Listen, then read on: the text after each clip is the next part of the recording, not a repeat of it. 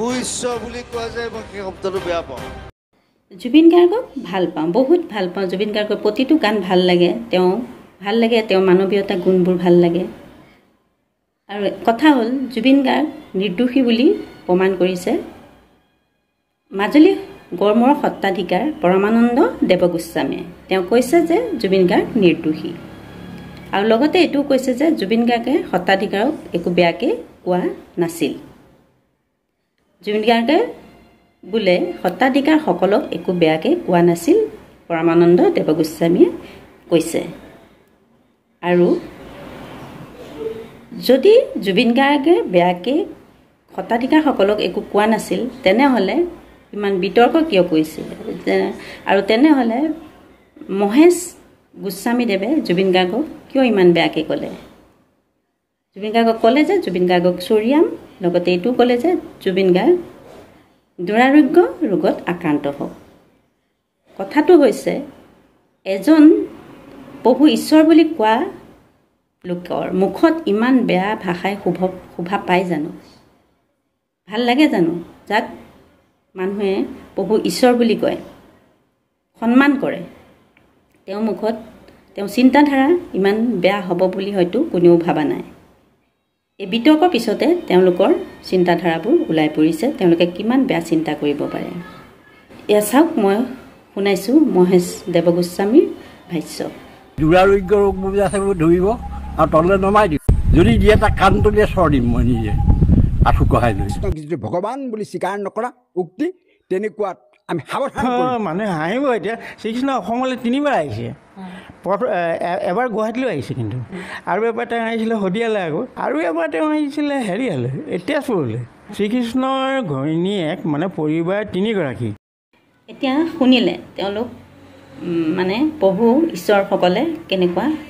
ব্যৱহাৰ কৰিছে জুবিন গাৰ্গক আৰু সেইটোৱেই আৰু জুবিন গাৰ্গে বহুত কিতাপ অধ্যয়ন কৰে গতিকে তেওঁ জানে যে শ্ৰীকৃষ্ণ ভগৱান নহয় তেওঁ মানুহে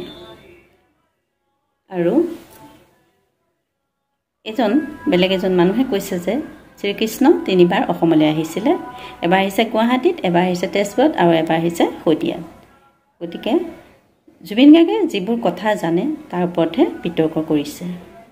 পৰমানন্দ দেৱগোস্বামীয়ে কৈছে যে মই যেতিয়ালৈকে তাত আছিলোঁ তেতিয়ালৈকে জুবিন গাৰ্গে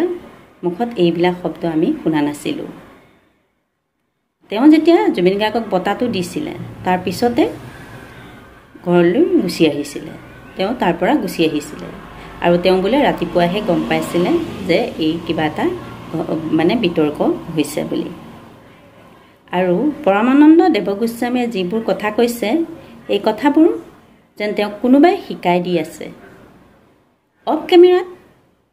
সেই মানুহজনে কথা কৈছে আৰু পৰমানন্দ দেৱগোস্বামীয়ে ৰিপিট কৰি আছে আপোনালোকক এটা ভিডিঅ' ক্লিপ দেখুৱাব বিচাৰিছোঁ আপোনালোকে ভিডিঅ' ক্লিপটো চাব আৰু এই পৰমানন্দ দেৱগোস্বামীয়ে জুবিন গাৰ্গক সংগীত সিন্ধু বঁটাটি আগবঢ়াই দিছিলে আপোনালোকক এই ক্লিপটো দেখুৱাব বিচাৰিছোঁ আপোনালোকে ভিডিঅ'টো শেষলৈকে চাব আৰু এটা একোটা মন্তব্য আগবঢ়াবচোন কেনেকুৱা লাগিছে আৰু যিজন ভকতে জুবিন গাৰ্গক বেয়াকৈ কৈছে বহুত বেয়া লাগিলে কাৰণ আমি নিবিচাৰোঁ জুবিন গাৰ্গক কোনোবাই ইমান বেয়াকৈ কওক বুলি আৰু ভিডিঅ'টো শেষলৈকে চাব লাইক কমেণ্ট এটা কৰিবলৈ নাপাহৰিব এই যে প্ৰভু ঈশ্বৰ বুলি কোৱা যায় মই সেই শব্দটো বেয়া পাওঁ সেইটো বুদ্ধিজিমত কয় যে বুদ্ধই কৈছে যে you are God I am not যেতিয়া বুদ্ধই কয় যে আমাৰ মনে কিয় কয় যে প্ৰভু ঈশ্বৰ মই ঘেণ্টা নেই অনুষ্ঠানৰ আমি বঁটা প্ৰদান কৰি আমি তাৰ পৰা নামি আহি আমি গাড়ীত উঠি পেলাই আমি গুচি আহিলোঁ আৰু তাৰ পাছত কি হৈছে কি নাই হোৱা সেইটো আমি অজ্ঞাত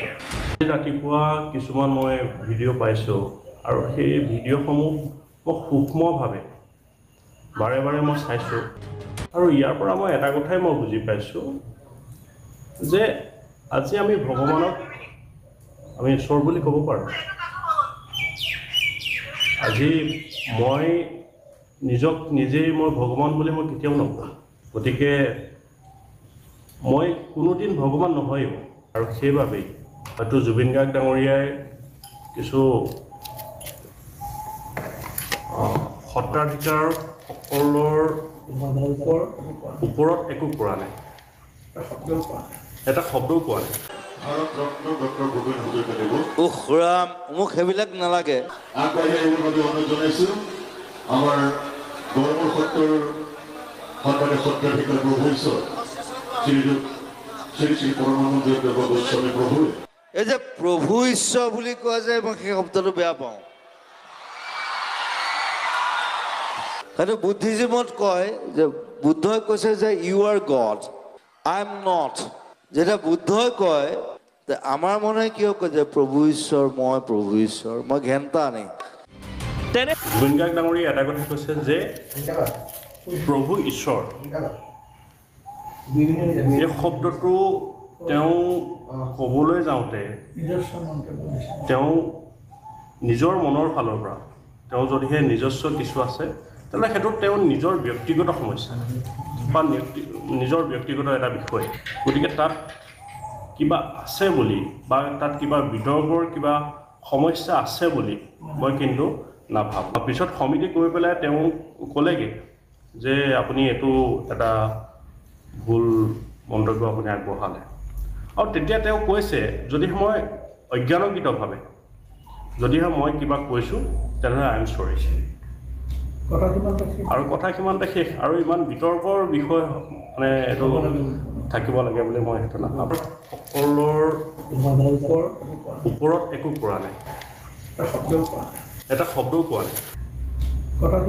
আৰু কথা সিমানতে শেষ, আৰু কথা সিমানতে শেষ। এই শব্দটো তেওঁ ক'বলৈ যাওঁতে তেওঁ নিজৰ মনৰ ফালৰ পৰা তেওঁ যদিহে নিজস্ব কিছু